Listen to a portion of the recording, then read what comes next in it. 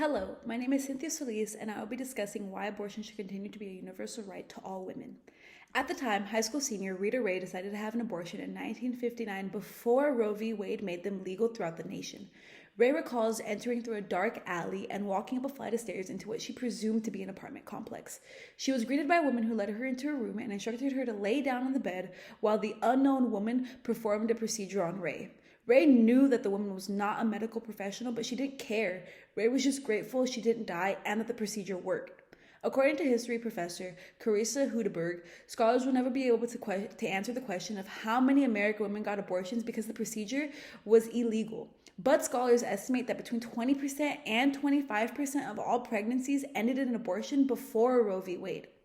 Today I'm going to talk about the consequences of overturning the landmark Supreme Court case of Roe v. Wade, which legalized abortions across the United States, by first looking at the repercussions of banning abortions, the causes, and what steps we could take as individuals to ensure that abortion remains a safe and universal right for all women.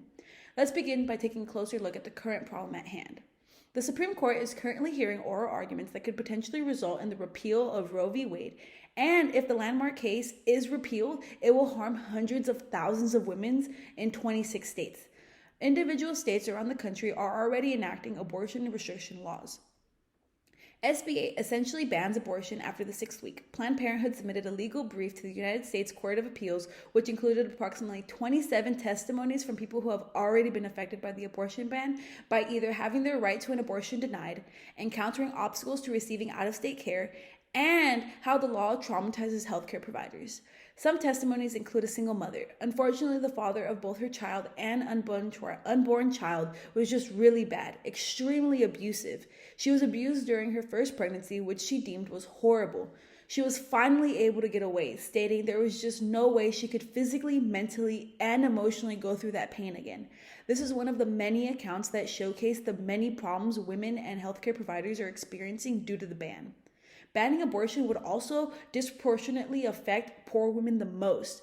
According to the Rolling Stone on March 26, 2015, as abortion restrictions pile up and safe clinics close, poor women are left with fewer and fewer options to terminate a pregnancy safely. When left with little or no safe options, women will turn to unsafe measures to terminate a pregnancy. Banning abortion is also viewed as a human rights violation globally. According to the United Nations Special Rapporteur on Torture on February 1st, 2013, banning safe abortion care is tantamount to torture. Since the United States then ratified the Convention Against Torture bill, whenever there is a state or a federal abortion ban, it is a form of torture against Americans attempting to access a safe abortion.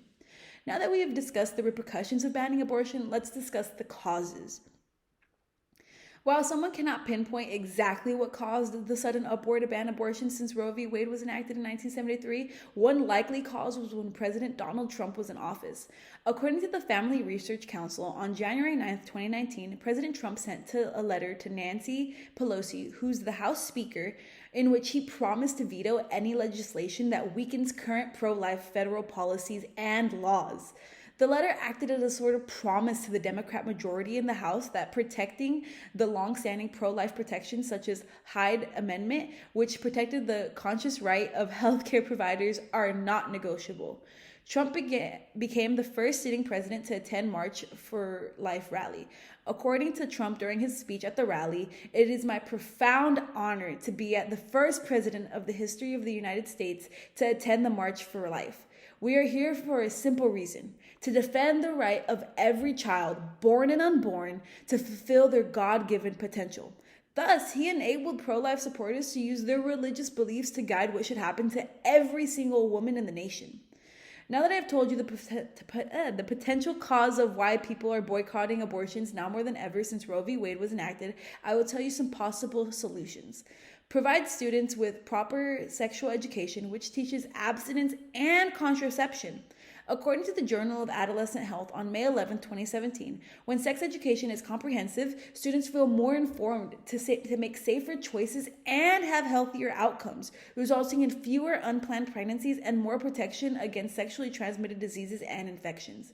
Not only that, but we should provide greater access to emergency contraception and at a lower price.